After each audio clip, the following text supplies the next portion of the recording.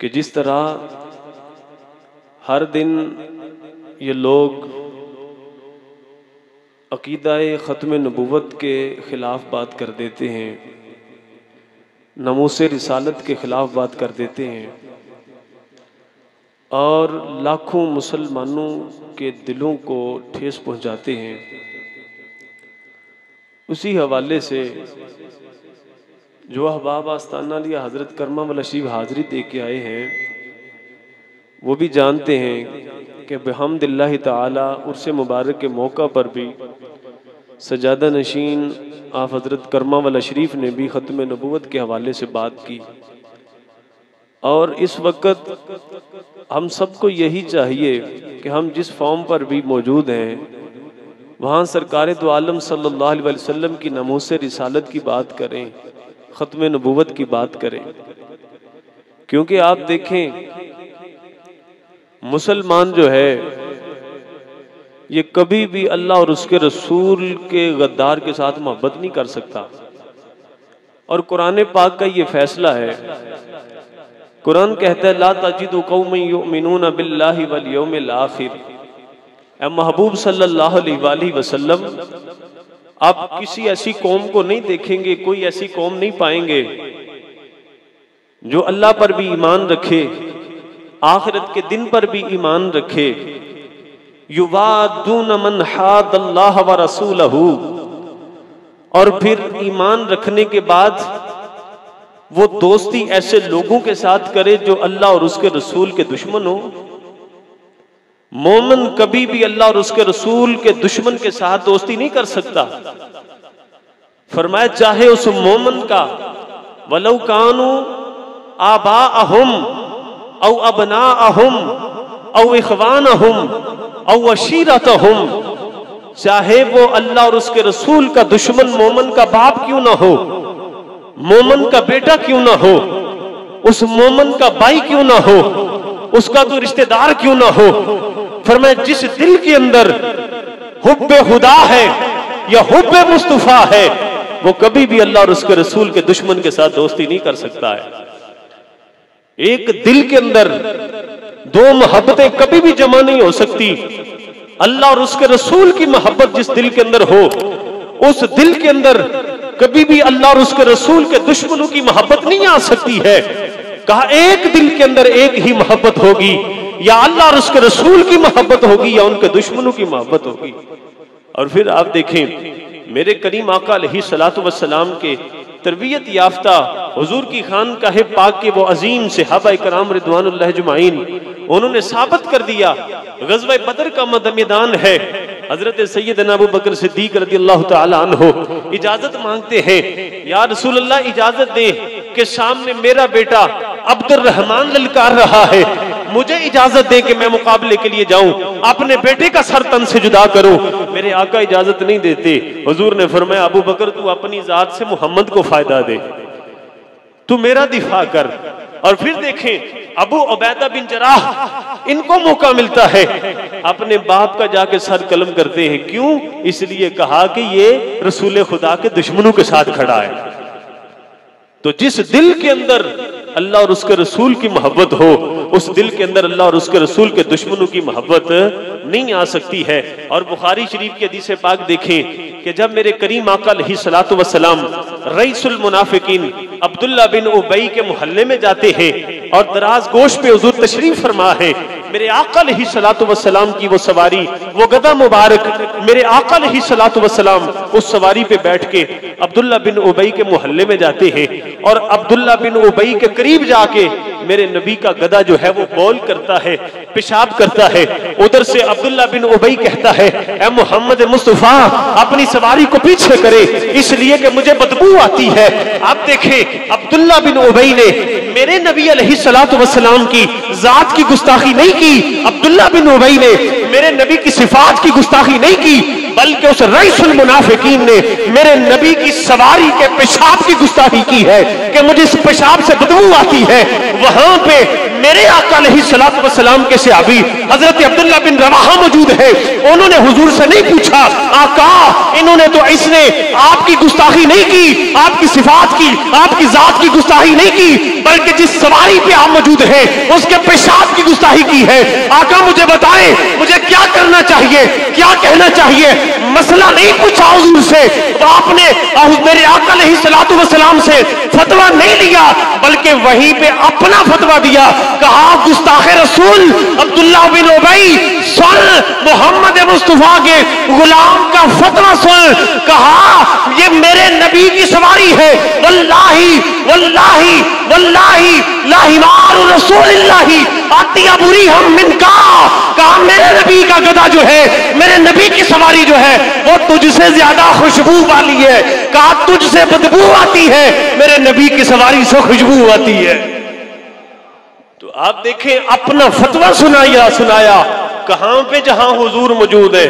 اب چاہیے تو یہ عقل یہ کہتی ہے کہ یہ حضور سے فتویٰ لیتے کہ یا رسول اللہ بتائیں آپ کی گستاخی نہیں ہے, آپ کے گدھے کی, آپ کی سواری کا جو سواری ہے اس کا جو بول ہے اس نے اس کی گستاخی کی ہے. میرے آقا بتائیں مجھے کیا کرنا چاہیے, میں کوئی فتویٰ دوں یا نہ دوں, مجھے کیا بولنا چاہیے؟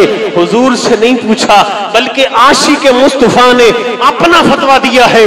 اس لیے کہ سچا عاشق ہوتا ہی وہ ہے جب محبوب کی ذات کی, صفات کی, نسبتوں کی بات آئے تو وہ کسی اور سے فتویٰ نہ لے, اپنے دل سے فتویٰ لے کے فیصلہ سنائے.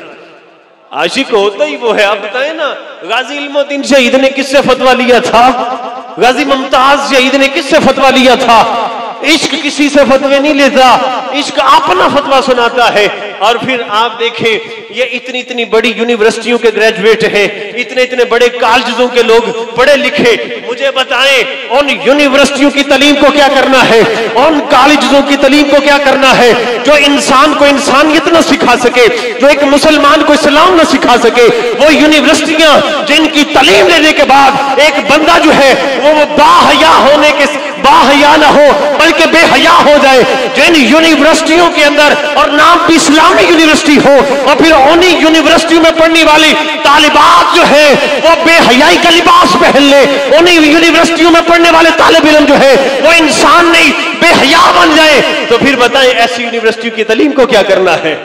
جن یونیورسٹیوں سے اسلام کی تعلیم نہ مل سکے, انسانیت کی تعلیم نہ مل سکے. آپ دیکھیں چیف جو اعلیٰ عدالت عظمیٰ ہے, عدالت عظمیٰ کا جو چیف ہے, جو عدالت عظمیٰ کا قاضی ہے, چیف جسٹس ہے, آپ دیکھیں وہ آئین پاکستان کی بھی خلاف ورزی کر رہا ہے.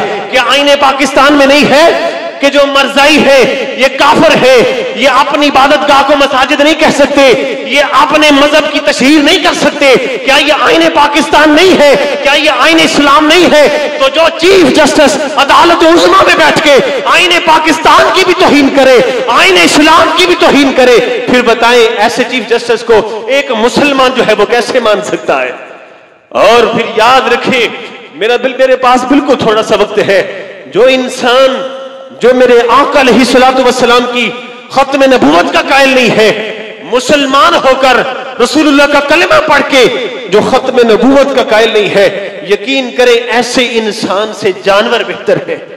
وہ جانور آپ دیکھیں حضرت سیدنا فاروق اعظم رضی اللہ تعالی عنہ کی روایت آپ تک پہنچی ہوگی, آپ نے سنی ہوگی کہ حضرت فاروق اعظم اس روایت کو بیان فرماتے ہیں.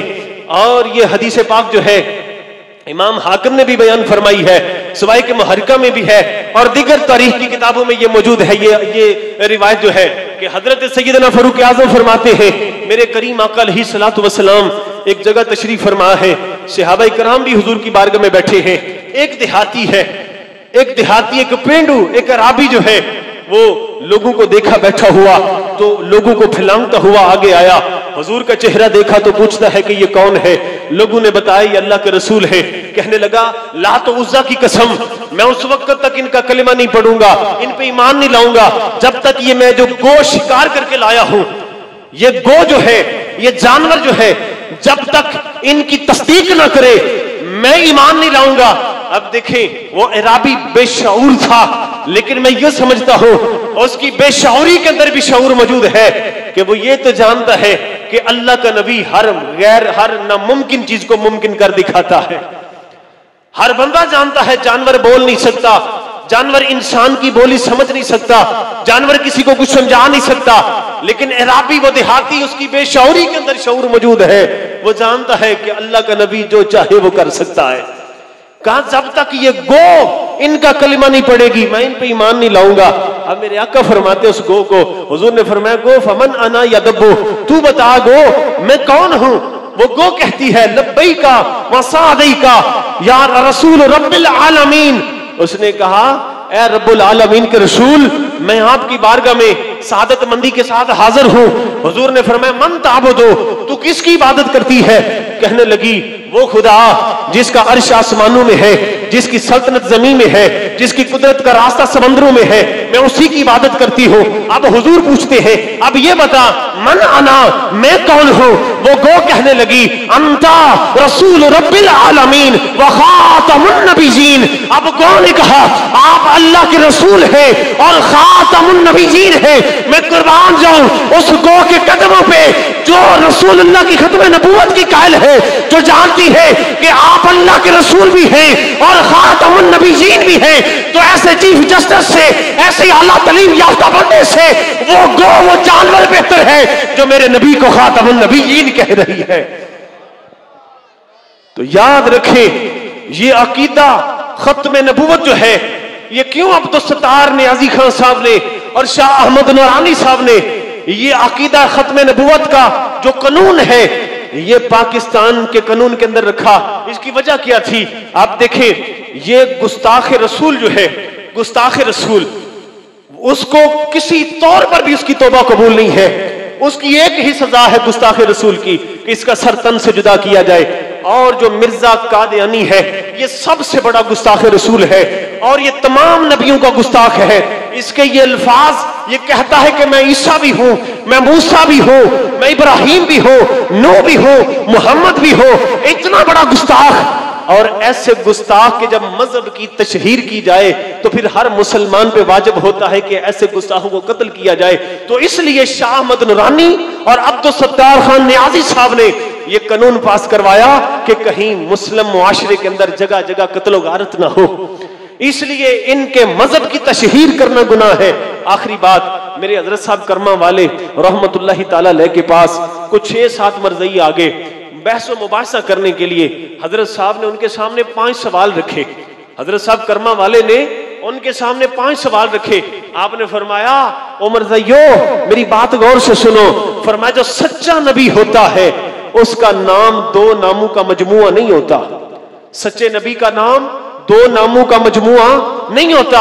آپ دیکھیں سارے نبیوں کے نام پڑھ کے آدم ایک ہی نام ہے، 2 ناموں کا مجموعہ نہیں ہے۔ نوح ایک نام ہے، ابراہیم، موسیٰ، عیسیٰ، اسحاق، یعقوب، سلیمان، داؤد ایک ہی نام ہے۔ محمد صلی اللہ علیہ وسلم کا 2 ناموں کا مجموعہ نہیں ہوتا، سچے نبی کا نام۔ اور اس تمہارے نبی جو جس کو تم نبی کہتے ہو اس کا نام غلام احمد ہے، 2 ناموں کا مجموعہ ہے۔ سچے نبی کی نشانی یہ ہے اس کا نام ایک ہوتا ہے، 2 ناموں کا مجموعہ نہیں ہوتا۔ اور آپ نے دوسری بات فرمائی، آپ نے فرمایا سچے نبی کی پیشن گوئی جو ہے وہ جھوٹ نہیں ہوتی۔ دیکھیں ہمارے آقا علیہ الصلوۃ والسلام نے جتنی پیشن گوئیاں فرمائی سبھی کی سبھی سچی ہیں۔ اور مرزے کی آپ کتاب پڑھ کے دیکھیں، روحانی خزائن جو ہے، اس نے جتنی پیشن گوئیاں کی ہیں ساری کی ساری جھوٹ ہیں۔ تو میرے حضرت صاحب کرما والے نے فرمایا سچے نبی کی پیشن گوئی کبھی جھوٹ نہیں ہوتی۔ اور تیسرے نمبر پہ میرے حضرت صاحب کرما والے نے فرمایا جو سچا نبی ہوتا ہے اس کا استاد کوئی انسان نہیں ہوتا، وہ براہ راست اللہ سے علم حاصل کرتا ہے۔ اور مرزا قادیانی کے کئی استاد ہیں۔ اور پھر حضرت صاحب کرما والے نے فرمایا سچا نبی جو ہے وہ طاقت کی گولیاں نہیں کھاتا اور مرزا طاقت کی گولیاں کھاتا تھا۔ اور آخری 5واں سوال حضرت صاحب نے فرمایا جو سچا نبی ہوتا ہے نا، جہاں اس کا وصال ہوتا ہے وہیں اس کا مزار بنتا ہے۔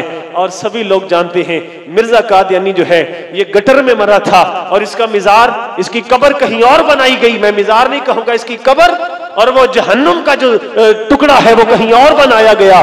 تو حضرت صاحب نے جب یہ 5 سوال رکھے نا تو وہ بندے پڑھے لکھے تھے قادیانی جو تھے، ان میں سے آدھے مسلمان ہو گئے، آدھے دگڑ بگڑ ہو گئے.